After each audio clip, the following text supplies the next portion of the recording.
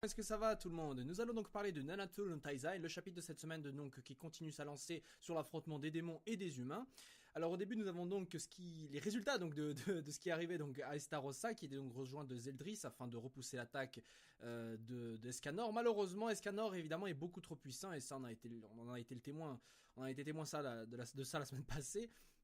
Cette puissance incroyable qui pour le coup me rappelait presque le combat la fin du combat entre Goku et Cooler dans Dragon Ball Z où justement le méchant était projeté contre le soleil, quoique ici Estarossa est donc contre ce soleil et pour le coup il nous sort un visage déformé. Je sais pas si c'est par la colère, la haine ou quoi que ce soit, mais si effectivement Estarossa s'énerve, il perd toute sa puissance. Donc j'imagine que c'est pas forcément de la colère mais un peu genre Escanor, genre tu vois, j'ai envie de te péter la gueule mais sans pour autant devenir tu vois énervé quoi, sans pour autant donc avoir de la colère en lui. Bref, Zeldris et Estarossa sont donc projetés au loin et disparaissent pendant un petit moment. Du côté donc de Escanor lui-même, il décide donc de rester pour le moment à côté, de rejoindre directement ses alliés, puisque sa puissance augmente donc au fur et à mesure que le soleil atteint le zénith. Et il faut savoir qu'au moment même où il a pété la gueule à Estarossa, Escanor n'était pas à son full power, tu vois. Et il faut savoir que Rita, donc son trésor sacré, absorbe la puissance qu'il dégage, hein, la puissance calorifique, enfin la puissance du soleil, parce qu'en fait Rita absorbe la puissance donc sous forme d'énergie calorifique pour la relâcher ensuite. Cette source d'énergie est Escanor, donc c'est normal que son trésor sacré pète un peu, devienne incontrôlable puisque la puissance de Escanor elle-même est immense quoi. Donc pour le coup, le mec est un peu, je vais pas dire inutile, mais pour l'instant hors course. Il reviendra, j'imagine, quand son niveau de puissance va diminuer un tout petit peu. Mais j'imagine que c'est là donc que va se terminer le combat. Escanor donc a vaincu Estarossa, mais il ne pourra pas combattre puisque la nuit va tomber. Enfin, il sera midi, mais si le combat s'éternise un peu et que Escanor ne termine pas Estarossa, bah d'ici là, il fera peut-être déjà nuit, sa puissance va diminuer. Et à ce moment-là, donc les démons auront de nouveau l'avantage sur lui. Et il s'était déjà barré d'ailleurs quand il avait pété la gueule à Galan et à Miracella. Il s'était isolé pendant un petit moment. J'imagine que c'est parce que justement sa puissance est tellement incroyable que ce qui est autour de lui, donc est détruit un peu. Vous voyez sur ce qui entoure Escanor, vous voyez le sol brûler, bouillir, parce que bon, la température ambiante autour de Escanor doit être similaire à celle d'un soleil. Donc j'imagine que c'est normal que tout fond autour de lui, c'est un peu normal. Alors ensuite, on a le point de vue des démons donc qui continuent leur combat face aux humains, donc toujours Derrieri et Moonspit ou Moonpit. Moi, je vais l'appeler Moonspit, Moonsupito. Bref, qui donc pour le coup se retrouvent face aux chevaliers sacrés qui eux d'ailleurs ont abandonné l'idée de combattre les commandements et donc vont aller protéger la ville. Cependant, ils sont nez à nez avec les chevaliers sacrés qui sont donc sous l'effet du commandement de Zeldris, ce qui fait qu'ils vont devoir se frotter à eux pour l'instant, même s'ils ne peuvent pas combattre. D'ailleurs, c'est amusant de voir Ban d'ailleurs se faire transpercer par ses chevaliers sacrés possédés. Genre, le mec fait qu'est-ce qui se passe, quoi, c'est quoi. Tu vois, genre dans une petite case, c'était assez amusant. Collaboration de Guildfrost, Guildhunter. Alors, on ne sait vraiment pas si les deux sont frères ou quoi que ce soit. Vraiment, pour l'instant, on n'a aucune idée. J'imagine qu'on aura la réponse lorsque Zaratras va rejoindre le champ de bataille. Pour le reste, évidemment, on a enfin le retour du frère donc de Bartra, donc Denzel, le capitaine donc du groupe de chevaliers les groupes de chevaliers de la Pléiade pardon du ciel azuré, donc voilà, donc qui sont avec Despirs et les autres. Il y a donc Despirs qui accompagne Denzel, les autres sont donc en train de protéger le roi Bartra qui est pas très loin. Denzel donc prêt à donner sa vie pour ce combat, invoque donc pour le coup une déesse. Il donc utilise une sorte d'incantation mélangée à son sang. Il arrive donc à invoquer une sorte de déesse qui prend possession de son corps afin de combattre donc les 10 commandements. Bon, par rapport à Denzel, j'ai un truc à dire, c'est déjà son design, non pas au côté du haut, mais du côté du bas, au niveau des jambes, vous voyez, il y a donc déjà une armure qui recouvre ses jambes. Et je trouvais ça, c'est moche en fait. Bon, je sais bien que c'est les chevaliers et tout, c'est normal qu'ils doivent être protégés. Mais ça lui faisait, je trouve, au niveau des proportions du design, ça lui faisait des grosses jambes comme ça. Je sais bien que voilà, quand il y avait Gil Hunter qui avait aussi son armure, mais quand il était recouvert complètement de cette armure, ça lui allait. Mais Denzel, là, je sais pas, il y a un petit côté déséquilibré. Alors je suis pas expert en dessin, c'est juste le ressenti que j'en ai. Je trouvais ça c'est rigolo pour le coup. Mais bon, voilà, passons, parce que juste après, il est bien badass, même si donc il s'est possédé par cette déesse. La question qu'on peut se poser, c'est est-ce que lui-même possède du sang de déesse ou de druide, j'en doute, hein. Ou alors a-t-il juste utilisé cette incantation pour appeler cette déesse de n'importe où. Parce que bon, Derrieri dit bien, il y a quelqu'un dans cette épée. Est-ce que la déesse se trouvait déjà de base dans son épée? Ça, non, c'est vraiment rien du tout.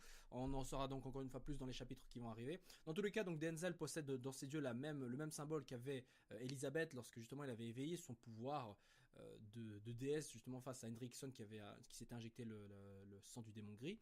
Mais ici donc Denzel a dans les deux yeux le symbole et donc va commencer à combattre Derrieri puisque c'est celle-ci qui dit bien il est pour moi. Donc c'est elle qui va combattre Denzel. Et dans le regard justement et dans la manière dont ça a été présenté, le regard de Derrieri, je me dis qu'elle a intentionnellement mais vraiment voulu se porté volontaire pour péter la gueule Mais vraiment, hein, je sais bien qu'elle l'a dit clairement que c'est elle qui veut le faire. Mais en gros, ici, j'ai l'impression que l'accent était vraiment mis sur le fait que Derriri a une raison, visiblement, outre le fait que ce soit des ennemis, de combattre donc Denzel qui a été possédé par une déesse. Est-ce que ça sous-entendrait que Derriri, par le passé, a eu une altercation ou eu un problème avec les déesses, qui va au-delà donc de la grande guerre qu'il y a eu? Donc quand on regarde le flashback qu'avait donc Estarossa aux Eldris, on voyait bien qu'il y avait déjà Derriri qui faisait partie des 10 commandements, mais elle était beaucoup plus jeune. Donc on ne sait pas trop ce qui se passe. Et puis quand je regarde justement le design des déesses, on a vu que des femmes pour l'instant, mais vraiment que des femmes. Alors peut-être qu'il y a des hommes qui font partie du clan des déesses. Bon, d'un côté, un homme dans le clan des déesses. Voilà, c'était assez marrant pour le coup. Mais donc peut-être, imaginez que Derriri en fait soit une ancienne déesse et qui les a quittés pour je ne sais quelle raison. Enfin, je veux dire, il y a bien une fée, il y a bien un géant dans leur clan. Alors pourquoi pas une déesse carrément? Pourquoi pas, hein? Méliodas lui-même avait une armure justement, dans son ancienne armure avait le symbole des déesses. Et même dans le rêve bizarre de Elisabeth où elle voyait l'équivalent de Méliodas adulte qui était le sosie de Starossa, lui-même avait sur son armure le symbole des déesses sur lui. Alors allez savoir, peut-être que Derriri était une ancienne déesse qui a aussi trahi son clan pour je ne sais quelle raison et a rejoint donc les 10 commandements. D'ailleurs pour le coup on voit Grey Road, en fait ils sont tous là, on ne sait juste pas où se trouve donc Diane, King, Gosser et on ne sait pas où se trouve donc Gloxinia et Dolor. Voilà, bon, Frodin on l'a vu vite fait, mais on ne sait donc pas où se trouvent ces 5-là. Donc j'imagine qu'ils sont en train de combattre quelque part, je ne sais pas. Bon, de toute façon, Gosser qui ne soit pas présent, c'est en fait tout à fait normal, puisque s'il était présent, les autres 10 commandements auraient reconnu leur ancien compagnon, justement, puisque bon, ils ont reconnu Méliodas, donc voilà, ils vont reconnaître également Gosser, qui faisait partie donc des 10 commandements aussi à l'époque. Donc il arrivera au moment où il doit arriver, j'imagine au moment où peut-être il va affronter Frodin. Puis c'est assez drôle, justement, que Frodin, étant le remplaçant de Gosser, l'a affronté juste avant. Donc peut-être que les deux vont se recombattre de nouveau, qui sait, on verra bien. Donc pour en revenir au DS, il faut savoir que j'avais déjà dit qu'il est possible que la prochaine partie de Nanatsu no Taizai, qui est visiblement la dernière du manga, soit en réalité, donc bon, c'est ce qu'avait prévu l'auteur, hein, vite fait, mais bon voilà, on va pas trop non plus exagérer.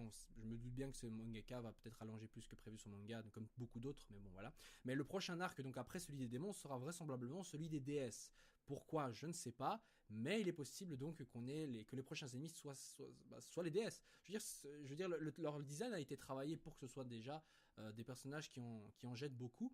Et puis par rapport à l'intrigue, les démons tout autant que les déesses ont eu une guerre. Bon, c'est pas parce que les déesses ont l'air gentilles, qui s'appellent déesses, que c'est forcément des gentilles petites personnes, hein. Regardez les fées, regardez les géants, ils vivaient aussi, enfin, surtout les géants, ils vivaient de combats, etc. Mais c'était pas forcément tous des alliés des humains. Donc il faut aussi relativiser par rapport aux races où il y a des gens bien, où il y a des gens mauvais. Et puis les déesses peuvent justement peuvent très bien avoir utilisé Méliodas pour avoir le contrôle du monde. Maintenant elles sont encore affaiblies et se sont peut-être isolées, mais on ne sait pas encore justement ce qu'elles désirent, ces déesses, hein. Elles ont bien carrément demandé à Ban de tuer Méliodas, le dragon de la colère, alors que le mec il faisait rien du tout de mal à ce moment-là. Et puis même pire, Méliodas les a aidés lors de la Grande Guerre. Pourquoi vouloir le tuer? Ah, donc là je pense qu'il y a un mystère peut-être à éclaircir de ce côté-là. Bon, le chapitre donc se termine là-dessus. Le prochain combat donc Derriri et Denzel va commencer. À votre avis, qui va combattre Monspeed? Le seul qui est présent à ce moment-là, c'était bien Ban. Monspeed, c'est un combat assez, je dirais, tout à fait. Voilà, les deux ont leur chance, hein. Il faut savoir que Monspeed utilise des attaques de flammes, mais qui sait, c'est des attaques qui peuvent blesser Ban. Il faut savoir que Ban a une cicatrice alors qu'il était déjà immortel, que Méliodas lui avait infligé, et ça lui a laissé une cicatrice contrairement aux autres. Je veux dire, même King a été capable de le vaincre vite fait en le figeant dans de la pierre, mais il y avait aussi, bon, ça je sais plus tellement c'était quoi l'explication qui a été donnée, mais il y avait également Jericho qui avait blessé Ban, qui avait donc attaqué Ban et lui avait infligé des blessures qui ne guérissaient pas immédiatement, et donc le mec s'était résolu à esquiver. C'était par rapport à une technique d'accélération de coup rapide, je sais pas trop quoi. C'est assez confus pour le coup, mais pour vous dire que Ban, bien qu'il soit immortel, n'est pas non plus totalement invincible, et ça c'est assez clair. D'ailleurs, il faudrait qu'on nous dise aussi son trésor sacré. Là, il a pas récupéré ou quoi? Parce que ça, franchement, je ne sais pas du tout. Voilà, les gens, sur ce, je vous retrouve donc la semaine prochaine pour le prochain chapitre de Nanatsu no Taizai. Qu'avez-vous pensé par rapport à cette conclusion de Estarossa et Scanor et Zeldris? Est-ce que les deux sont morts? Bah évidemment que non, ils sont pas morts. Je le dis juste pas comme ça, mais évidemment que non, les deux sont pas morts. Mais voilà.